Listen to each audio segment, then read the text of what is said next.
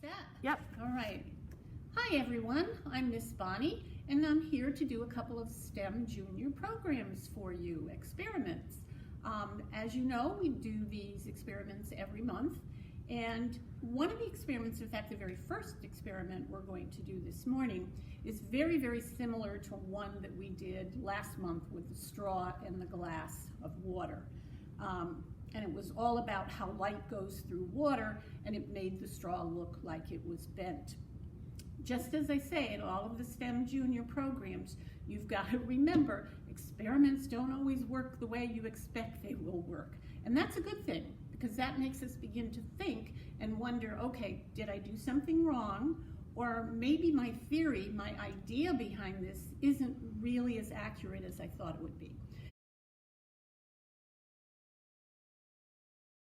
So we're going to start with our first experiment, and it's actually called As If by Magic.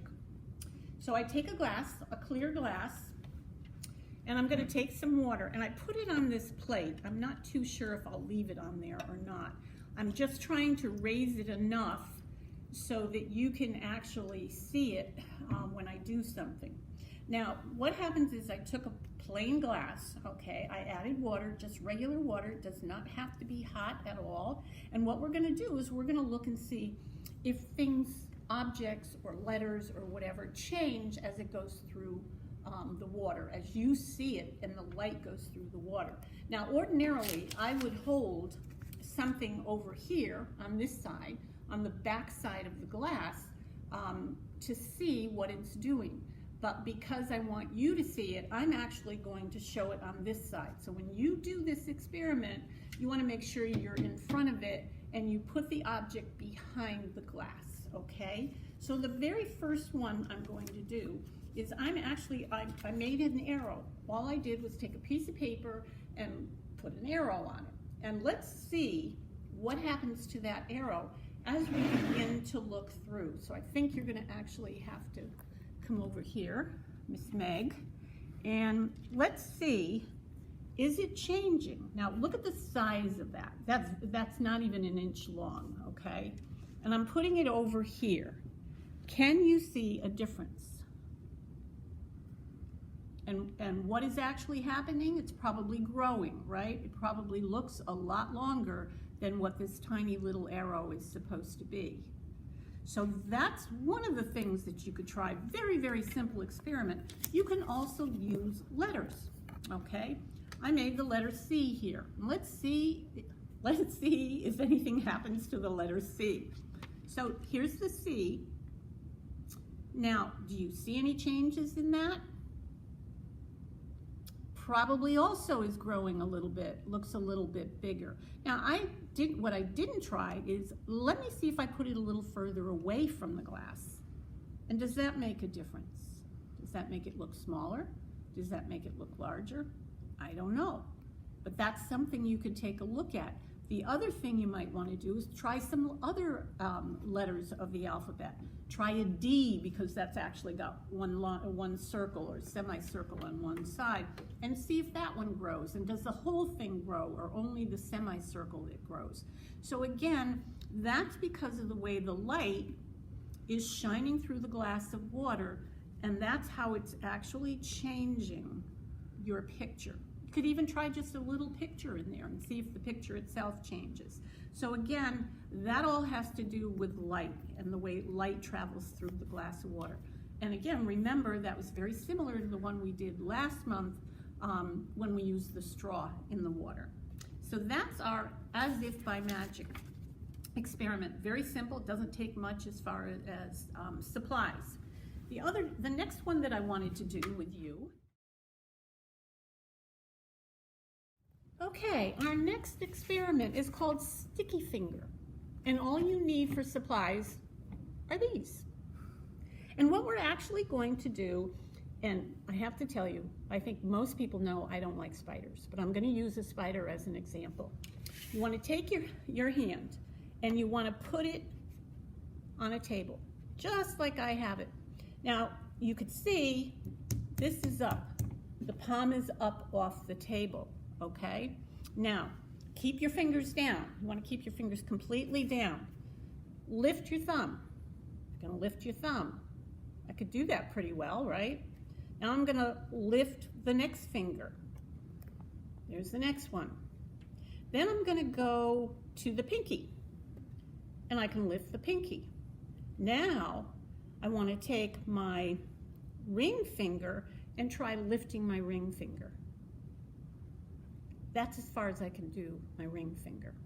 Now let's try that again, okay? And let's try it with my left hand. I haven't tested my left hand yet, but let's try it. Okay, so again, no palm on your table, all right? Just your fingertips. My thumb goes way up, okay? This finger goes way up without any problem. My pinky finger goes up without a problem. Now I'm gonna try my ring finger, which is that finger. Believe me when I tell you that's as far as I can get that finger up. And the reason for that is this finger and this finger, okay, which in reality here on this side, okay, there are tendons between those two fingers. And it makes it very, very difficult with those tendons to be able to lift one without lifting the other. So that's really has to do with the ligaments, the tendons in your body. It is not allowing me to lift that finger any higher than that, okay? Now, let's try it this one. This one, my finger is bent, but that can go a little bit higher, but for some reason, your ring finger can't. It can just barely go above the table. What do you think of that one? That's kind of interesting, right? And I think what I'm gonna try to do every month is give you another unusual one that has to do with your body, how your body reacts to movement and so forth, whether it's your muscles or your bones. So we'll be doing a lot more of those as we move forward with STEM Junior. Okay, we got a couple more experiments. All right, I start it whenever you are. Okay. So this is called our jelly bean or Skittle experiment. And what we're going to do, I actually got Skittles. Okay, there's my wild berry Skittles. And I made a circle around this plate with all different colors. Now what I found is it's better if you have different colors and don't put the same color together, kind of try to mix the colors around. Now, what are Skittles made of?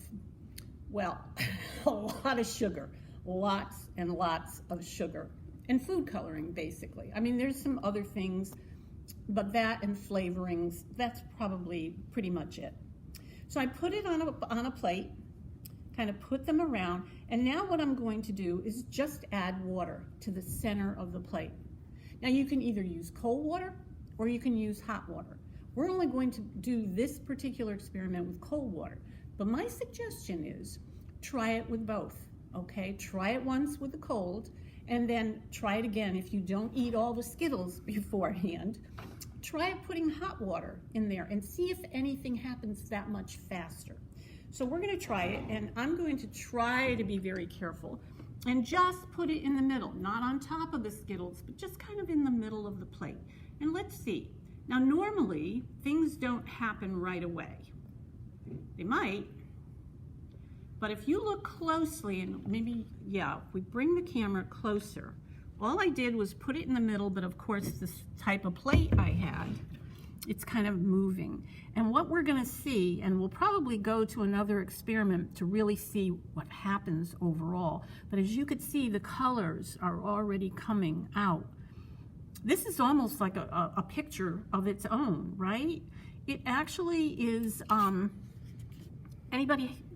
if you think about it, the reason why this is happening is all of the sugar and all of the food coloring actually melts. That sugar is melting just like it would in coffee or in iced tea or whatever. Look at the colors. I absolutely love the green. You can see the green coming through, which is why if you look at this now, you'll see why I separated the colors. Made sure, especially on this side, look at all the different colors. Now, if you let this sit long enough, it's gonna end up in the middle, and it's really gonna make a very pretty design. And again, my suggestion is try it with hot water. See See what happens with hot water. Not only is this coming pretty, but if you look at the blues over here and the way it's turning inward, and I think one of the reasons why it's turning inward is my plate is slightly raised, okay? And because that, I have the Skittles just about around the ridge. So that food coloring is kind of moving all around to really create some very, very pretty colors. So that's a cool, very simple experiment. Again, what's causing it is the sugar and the food coloring. When you put water on it, it's actually going to get rid of that color dye, and it's going to make the picture, the pretty plate picture. Okay. This experiment is actually a fingerprint investigation.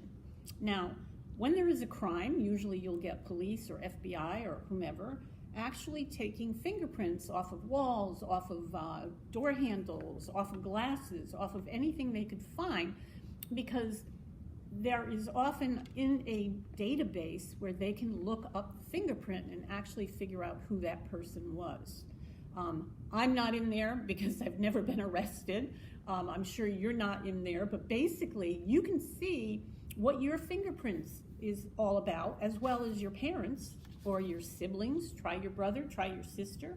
Now, what happens is, if you were to look closely at my hand, okay, my hand, I'm older, so I have a lot more wrinkles in my hand.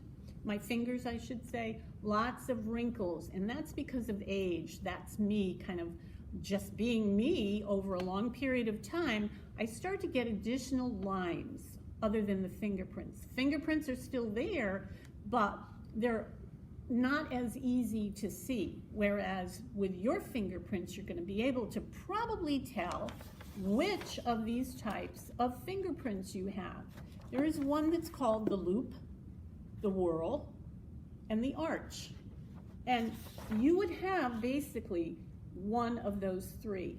Now, the other thing you have to remember is everybody's fingerprints are unique. Even if you have a twin in your house, or you're one of a triplet, you each have different fingerprints. No one has the same fingerprint, which is a good way for people to figure out who that person was, okay, or is. I could get a cut on my finger. You could get a cut. That fingerprint is going to come back. Your skin gets back in place, and it's the same fingerprint that you had as a baby. It never changes. It's part of your physical characteristics that you have. Just like you might have blonde hair or red hair. That's a physical characteristic. It's also called a biometric, and that's what people will use to figure out, just like the DNA. You've probably heard the term DNA, which is your genes. This is a biometric. Now, normally what you're supposed to do is really, it says to take a balloon, and what we're going to do is put some ink, put my finger in ink, and we're going to try to see which of these I am.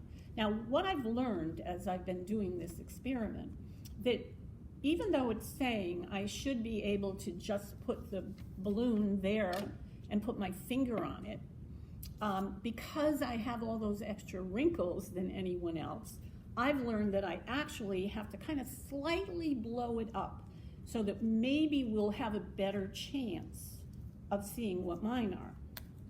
So it doesn't matter what color ink, though you would like it to be fairly dark compared to the balloon so that it comes through. Okay, so the first thing I'm going to do is I'm going to blow it up a little bit.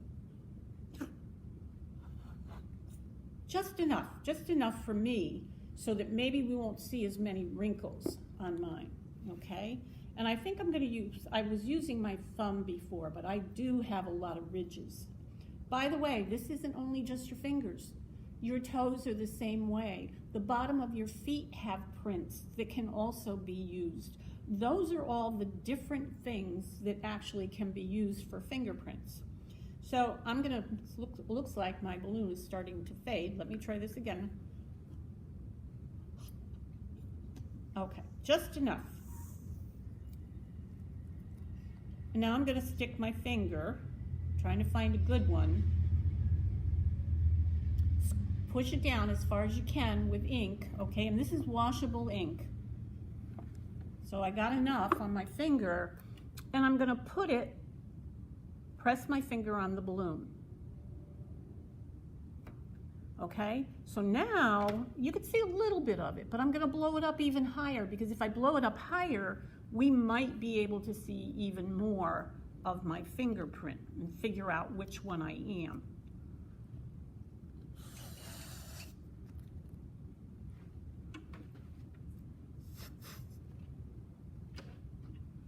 Okay, so I'm going to try another finger, just to be on the safe side. Maybe between the two we can figure this out. But again, you got to remember, I have more wrinkles than you would have because how old I am. So if we can get a real close shot, what might you think? Which of these, do I have a loop? Do I have a whorl? Or do I have an arch?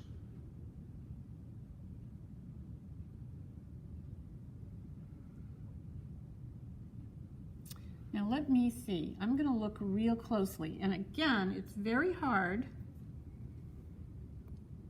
When I did it before,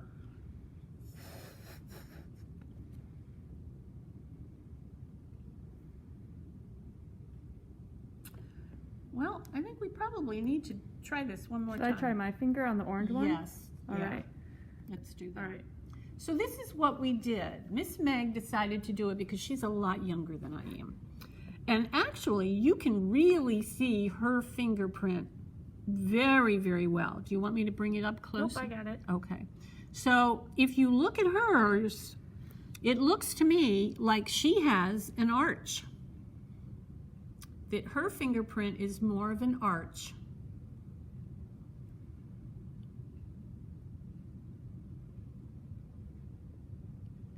What do you think? Do you agree?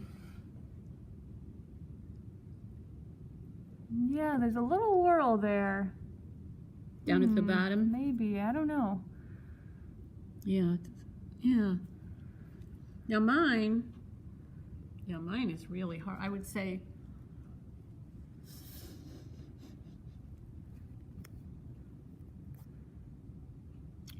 I would have to say mine is the whorl. If you look really closely at mine compared to yours. So this is a good experiment, and like I said, the younger you are, the better you'll be able to see which of these three. Now, normally that's it. There aren't any other types of fingerprints, but you would not only, even though I said everybody is unique, what happens in between those fingerprints also is part of who you are, that characteristic. So mine, if you're able to see it at all, mine is much more, I think, of the whorl. Miss Meg, hers looked arch, but even partly it could be a little bit of a whorl. My suggestion is, which I didn't bring with me, is if you have a magnifying glass, take the magnifying glass, put it up against the fingerprint, and you'll get a better view of what the fingerprint is. And I thought I brought one in here, but I didn't. Do you want me to go grab one? No, I think I got a good zoom in of it. Okay. So yeah, definitely try it if you have a magnifying glass.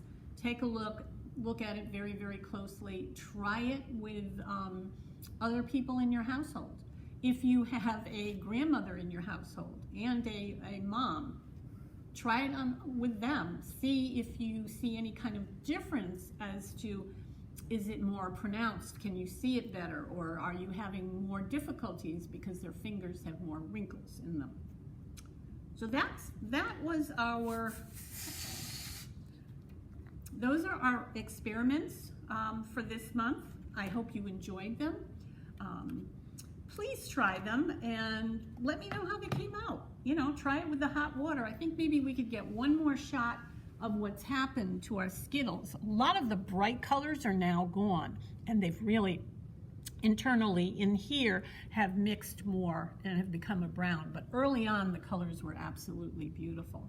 So try these experiments. Let me know how they come out, and I'll see you next month.